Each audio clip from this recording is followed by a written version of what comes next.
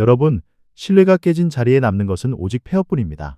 지금 보시는 이 어둠, 전쟁터가 아닙니다. 불과 1년 전까지 포스트 차이나를 외치며 거만하게 굴던 베트남의 현재 모습입니다. 자신들의 배를 불려주던 성실한 거인 삼성의 뒤통수를 친 데가 그 청구서가 2026년 오늘 혹독하게 날아들었습니다. 베트남 경제 성장률 반토막, 외국인 투자 35% 증발. 반면 거인이 새로 둥지를 튼 인도는 지금 축제 분위기입니다. 도대체 지난 1년 무슨 일이 있었던 걸까요? 오늘 뉴스 사랑방 그 거대한 부의 이동을 추적합니다.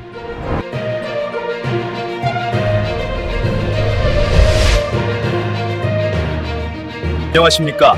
뉴스 사랑방의 김구입니다. 우리는 살면서 종종 착각을 합니다. 저 사람은 나 없으면 안 돼. 내가 갑이야. 하지만 비즈니스, 특히 국가 간의 냉혹한 경제전쟁에서 이런 오만함은 치명적인 독이 됩니다. 2026년 전 세계 경제지들은 하나의 사건을 대서특필하고 있습니다. 바로 삼성전자의 베트남 대탈출과 인도 르네상스입니다. 불과 재작년까지만 해도 베트남 관리들은 술잔을 기울이며 이렇게 말했다고 합니다. 삼성? 이미 공장에 쏟아부은 돈이 얼만데 절대 못 떠나. 세금 좀 더 뜯어내도 꼼짝 못할걸? 하지만 그들은 대한민국 기업 특유의 기질, 바로 뚝심과 결단을 간과했습니다. 신뢰를 저버린 파트너와는 1조 원의 손해를 감수하고서라도 손을 놓는 그 무서운 결기를 말입니다. 오늘 이야기는 단순한 공장 이전 스토리가 아닙니다. 은혜를 원수로 갚은 자의 몰락과 위기를 기회로 뒤바꾼 대한민국의 소름 돋는 빅픽처에 관한 이야기입니다. 가슴 뜨거워질 준비 되셨습니까? 팩트 체크 들어갑니다. 자, 팩트부터 봅시다. 작년, 그러니까 2025년 하반기는 베트남 경제에 있어 악몽의 시작이었습니다. 사건의 발단은 두 가지였습니다. 기억하시죠? 베트남 정부가 글로벌 최저한세라는 명목으로 약속했던 세제 혜택을 싹둑 잘라버리고 무려 15%의 세금을 삼성에 강요했습니다. 우리나라 법이 바뀌었으니 따르라는 식이었죠. 100번 양보해서 세금은 국가의 권리라 칩시다. 하지만 진짜 문제는 그 다음이었습니다. 2025년 여름 기억나십니까? 박린성 공단의 예고 없는 단전 사태가 벌어졌습니다. 반도체 라인과 정밀 스마트폰 제조 라인의 전기가 끊긴다. 이건 사람으로 치면 수술 중인 환자의 산소 호흡기를 뗀 것과 같습니다. 삼성 경영진이 항의했지만 돌아온 대답은 전력난이라 어쩔 수 없다는 무책임한 통보뿐이었습니다. 이때 베트남 정부는 믿고 있었습니다. 삼성이 거대한 설비를 두고 떠나지 못할 것이라고요. 일종의 인질극을 벌인 셈입니다. 하지만 삼성의 이재용 회장과 경영진의 판단은 냉혹했습니다. 신뢰가 없는 곳에 투자는 없다. 2025년 11월 삼성은 공식 발표합니다. 베트남 생산 물량의 40%를 인도로 즉각 이전하겠다고 말입니다. 그 결과가 지금의 숫자입니다.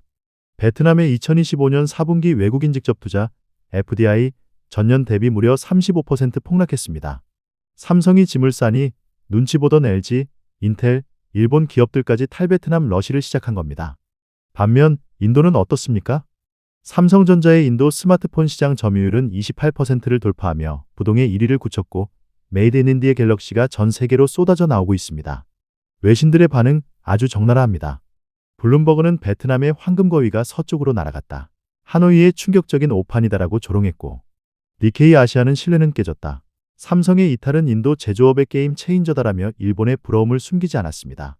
로이터 통신은 더 아픈 곳을 찔렀죠. 베트남이 사과할 틈도 없이 공급망이 옮겨졌다. 예상치 못한 속도다. 이게 바로 대한민국 빨리빨리의 위력입니다. 우리는 결심하면 그날 밤에 짐을 쌉니다. 재미있는 건 주변국 상황입니다. 우리 삼성의 결단을 보면서 가장 배가 아픈 건 누굴까요? 바로 일본입니다. 파나소닉, 소니, 베트남에 공장 많이 지어놨죠. 그런데 이들은 이러지도 저러지도 못하고 있습니다. 일본 특유의 그 느린 의사결정 구조, 검토만 하다가 밤새는 문화 때문에 타이밍을 놓쳤습니다. 베트남 인건비는 오르고 전기는 끊기는데 태국으로 가자니 이미 늦었고 필리핀은 인프라가 부족하고 결국 적자 폭만 키우며 진작 한국처럼 움직일 걸 하고 땅을 치고 있습니다. 중국은 더 비참합니다. 삼성이 나간 자리 우리 샤오미나 오포가 차지하면 되지. 라며 좋아했을까요? 천만에요. 미국과 EU가 가만히 있습니까? 세컨더리 보이콧, 즉 우회 수출 제재에 칼을 빼들었습니다. 베트남에서 만들어도 중국 부품 쓰면 관세 폭탄이야. 라고 으름장을 놓으니 중국 기업들은 베트남 공장을 지어놓고도 돌리지를 못합니다. 결국 베트남은 믿었던 삼성 내쫓고 들어오려던 중국 막히고 일본은 주저앉은 그야말로 낙동강 오리알, 아니 메콩강 오리알 신세가 된 겁니다. 그렇다면 우리의 삼성은 어디로 갔느냐? 여기서 대한민국의 전략적 천재성이 드러납니다. 그냥 홧김에 떠난 게 아닙니다. 인도라는 14억 거대 시장을 통째로 삼키러 간 겁니다. 인도의 모디 총리, 아주 영리한 사람입니다. 베트남이 헛발질하는 순간을 놓치지 않았습니다. 삼성이 온다고 하자마자 노이다 공장 부지에 전력을 최우선으로 배정했습니다.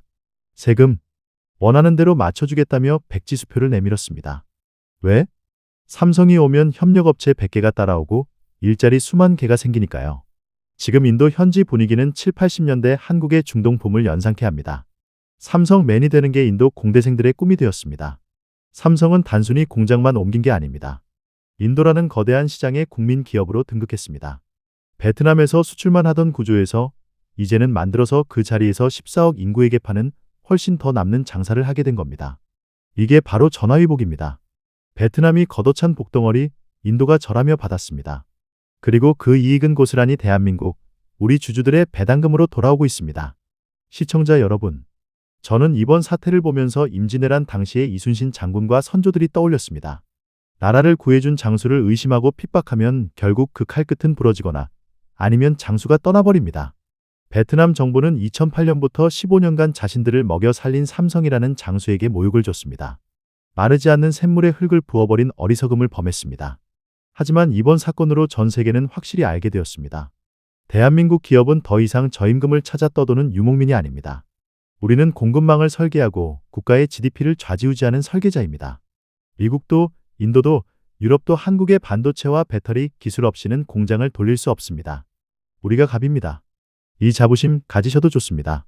우리 4060 세대가 피땀 흘려 키운 이 기업들이 이제는 전 세계를 호령하며 신뢰의 가치를 가르치고 있습니다. 우리를 존중하지 않으면 우리도 당신을 부유하게 만들 이유가 없다. 이 얼마나 통쾌하고 당당한 선언입니까? 지금 베트남 정부가 뒤늦게 사절단을 꾸려 수원 본사 문을 두드리고 있다고 합니다. 잘못했다, 다시 예전으로 돌아가자. 글쎄요. 깨진 유리잔을 다시 붙인들 그게 예전처럼 투명하겠습니까?